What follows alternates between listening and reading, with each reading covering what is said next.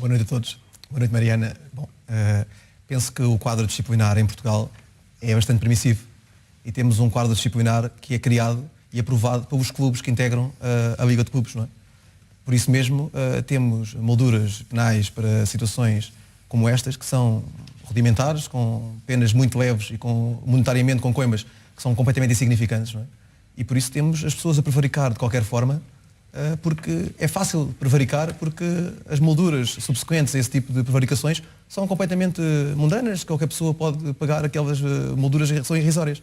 Nós, se olharmos para outros campeonatos, estamos sempre a dar como exemplo, como o campeonato inglês, nós temos situações que são bastante mais gravosas para quem comete este tipo de situações, como verificámos ontem no jogo do Sporting, mas isso ontem foi um exemplo, já aconteceu noutro tipo de... Não quero estar a tipificar só ontem o jogo do Sporting, já aconteceu noutro tipo de... Mas em Inglaterra ninguém invadiu o campo desta maneira. Não, porque há cultura desportiva e porque as pessoas sabem que invadir o campo, se calhar os responsáveis vão ter multas não de 100 euros, mas de 60 mil.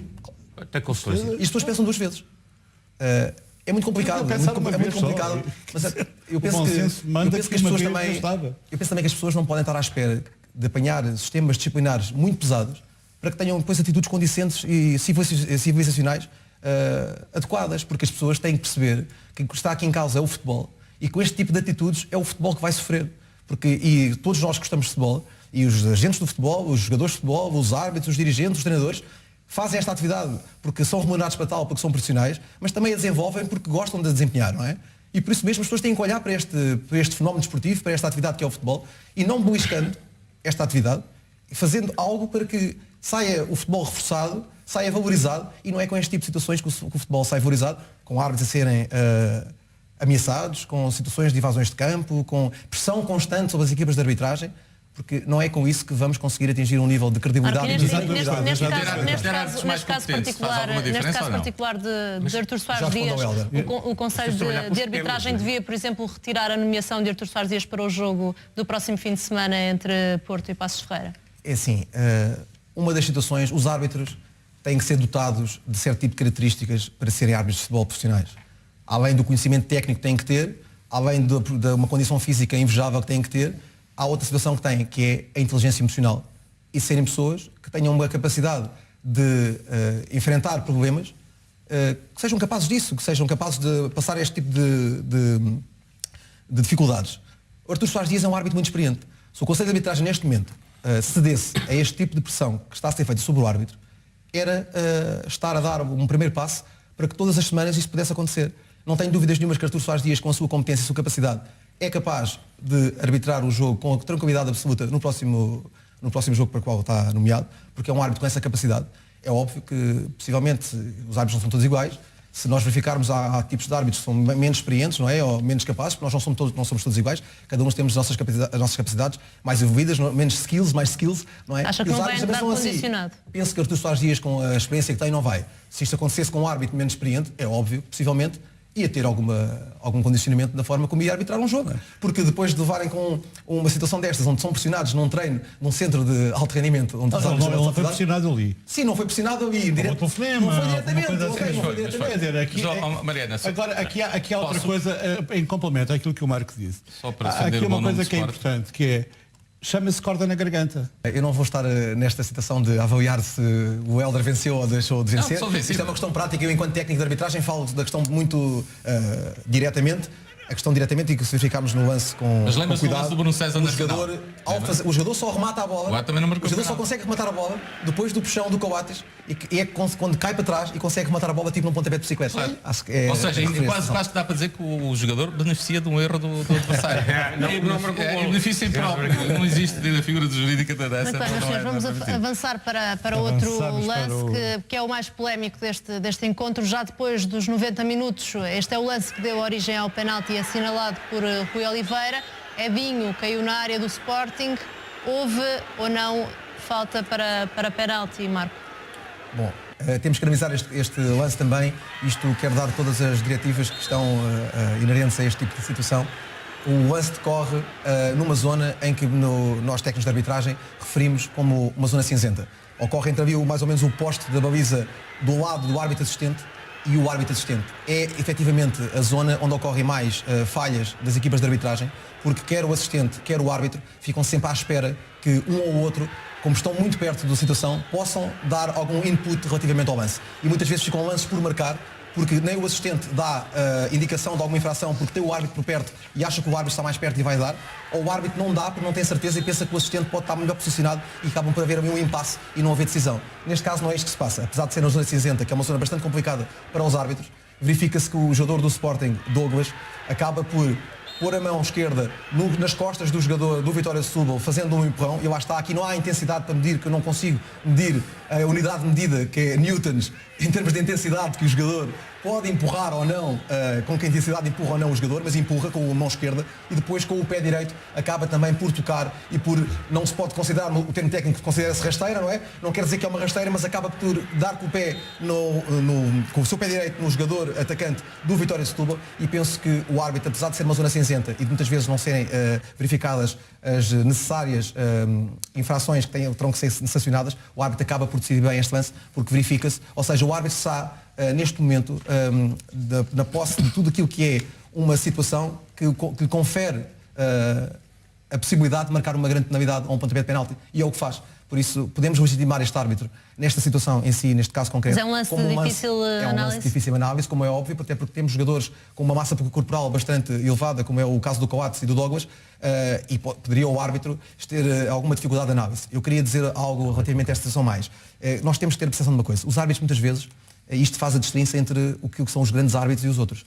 Porque os árbitros, muitas vezes, têm que intuir, têm que ouvir o que se passa e cheirar o que se passa dentro do campo, porque nem sempre conseguem ver, através do seu órgão, olhos, ou seja, uma das suas possibilidades que tem, que é a melhor, que é a da visão, de aferir este tipo de situações, têm que ter outros skills, que é a questão de intuição. Muitas vezes os árbitros decidem por intuição, muitas das vezes, porque a visão não lhes consegue dar esta decisão. Este árbitro, possivelmente, foi uma intuição que teve. E neste caso foi feliz na intuição que teve, porque, na minha opinião, efetivamente, há um pontapé de penalti que é marcado, e é marcado corretamente neste caso.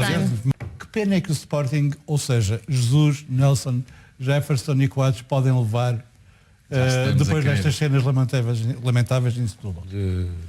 Francisco, eu posso dar aquilo que é a minha opinião enquanto ex-árbitros, não é? Porque quem aplica este tipo de situações é efetivamente o Conselho de Disciplina. Os árbitros apenas reportam as situações. Lá está. Os árbitros reportam o mais pormenorizadamente possível as situações, para serem concretos e objetivos, não é?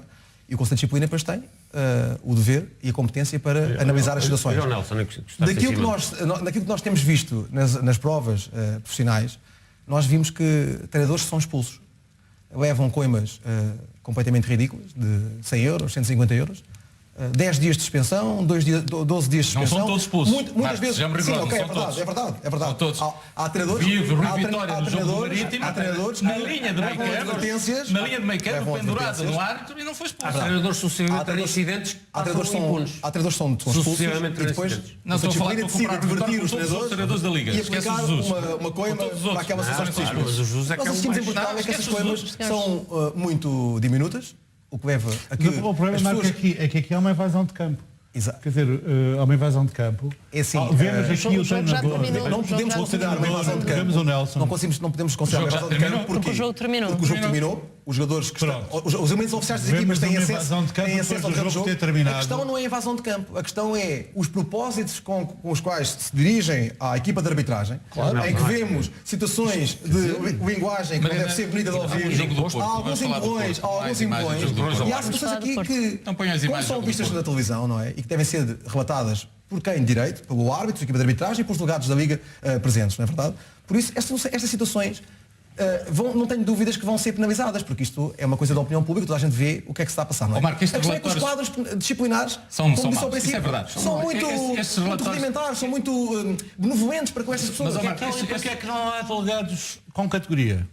Porquê é que não há gente que escreva relatórios? Quem é o chefe dos delegados? A questão não são os delegados a escrever, mas a questão é a moldura penal. A questão não é os delegados, porque os delegados até podem escrever e os árbitros escrever. A questão é que a moldura que está aplicada a este tipo de situações. Estou a perguntar isso porque o Jorge Sousa teve uma nota elevada depois daquela arbitragem, não parece é muito benevolente para prevaricadores deste tipo de situações, não é? Porque, como disse há pouco, Há uma multa Quem faz ou quem aprova este tipo de regulamentos são os clubes que constituem a Liga de Clubes. Claro. Isso tem que mudar. E claro que claramente que não querem ser penalizados pecuniariamente, como é óbvio, porque influi diretamente nos seus orçamentos. Agora, as pessoas, se querem futebol, qualidade, tranquilidade no futebol, nós temos que...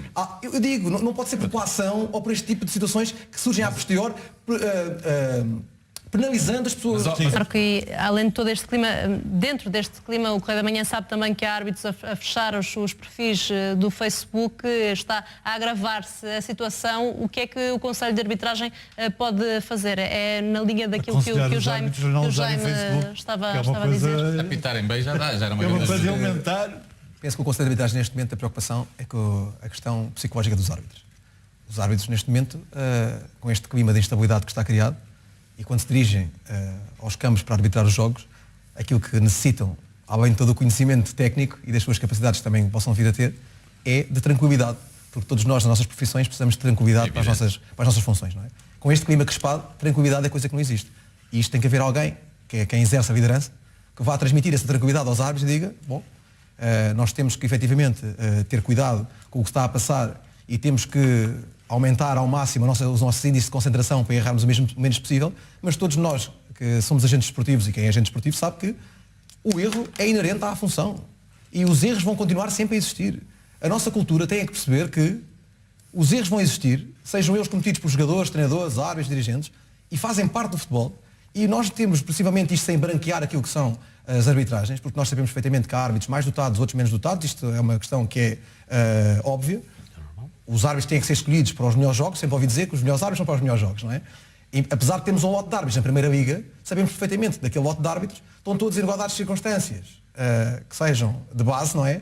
Mas é óbvio que nós não podemos colocar um árbitro que está na Primeira Liga há 2 anos a arbitrar um derby ou um clássico que seja um jogo quentíssimo. Aliás, isto vem a talho de foice relativamente àquilo que se passou nesta arbitragem, que por acaso nós já aqui tivemos a opinião sobre os lances que se passaram no Sporting com o Vitória do Sporting, não é?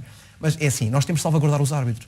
E esta questão, desta nomeação, se calhar, não foi feliz por parte do Conselho de Arbitragem, porque nós temos um árbitro que, segundo sei, já tem alguns relatórios de infelizes. É um árbitro que tem 2 anos só de Primeira Liga, não é? Tem muito poucos jogos de Primeira Liga. Então Jorge Jesus, nesse caso, tem razão, porque Jorge Jesus referiu o facto de terem sido nomeados árbitros com pouca experiência. Eu percebo que saber a razão porque eu percebo que tem que haver rotatividade, tem que haver, tal como os treinadores fazem rotatividade de plantéis neste tipo de provas, os árbitros, ou neste caso quem gera arbitragem, também tem que fazer uma rotatividade e pôr árbitros a arbitrar esta competição que não tem uma pressão tão grande. Contudo, nós estamos perante um jogo que decide, ou que poderia decidir como decidiu, eliminação de equipas ou a passagem de equipas. E tem um dos 3 designados grandes, não é?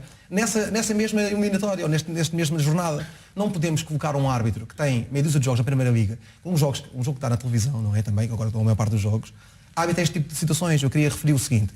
Nós tivemos a experiência por parte de quem geria a arbitragem antes do José Fontelas Gomes, que era o Vítor Pereira. Eu lembro-me há seguramente 10 anos atrás, os árbitros que ascendiam à primeira categoria, até fazerem um jogo televisionado, demoravam algum tempo. Porque os jogos televisionados são mais cortinados, é mais suscetível da crítica, porque são mais postos. Então protegia-se este tipo de árbitros. Nesta situação, se calhar, aqui, quis fazer a rotatividade, lá está, e pôr o árbitro, mas foi um pouco imprudente esta situação. Nós temos de ter cuidado também com isto. Isto também é uma lição para quem gera arbitragem neste momento. Mas é bom que a arbitragem seguramente cambiar das intenções, não tenho dúvidas disso. Mas são situações, por exemplo, aquela situação que nós vimos no final do jogo, com aquele tipo de situações de o árbitro a ser empurrado, a ser hostilizado, a ser injuriado, possivelmente. Se lhe com outro árbitro, outro gabarito, aquilo não se verificaria.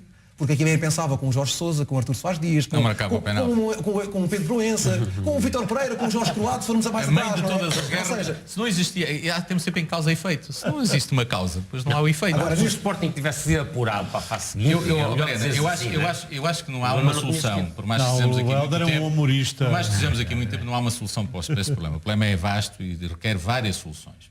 Desde logo da transparência.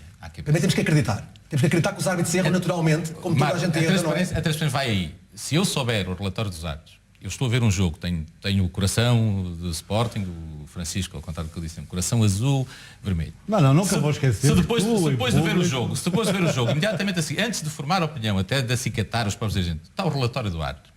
E discute-se o relatório do árbitro. O dos observadores. Quem, como, em que circunstância, avaliam o quê? Para o Francisco não ter como opinião que é dele, e que parece colar com a realidade, já estou a ter uma avaliação abusiva. Acha ele e acho eu. Não tenho a critérios para depois explicar porque é que eu acho. Porque tudo isto é secreto. Porquê é que se deixa? Eu concordo. Porque, por exemplo, no caso do Danilo foi cirurgicamente dada a informação que Danilo terá... Como havia a dúvida, como era tão evidente que aquela expulsão foi suspeita, alguém do Conselho de Arbitragem, para proteger o árbitro, e de uma forma corporativa deixou cair a informação que lhe interessa. Que é efetivamente inaceitável. É efetivamente uma medida de transparência, a divulgação o mais rapidamente possível dos relatórios. Claro, isso é controlar. Isso também é maniatar e controlar a opinião pública. É verdade. E os árbitros têm que fazer. A transparência também passa por aí, não tenho dúvidas disso, é uma das situações que pode ser revista. E depois tem que haver novas tecnologias, sejam as quais for discutir, e depois tem que haver, obviamente, proteção aos árbitros. Tu tens toda a razão. Quer dizer, não é possível. Este fim de semana é de temer o pior. E porventura vão entrar todos a tentar fazer o melhor e a prometer a si próprios. Eu penso que isso é uma premissa que está presente em todos os jogos dos árbitros.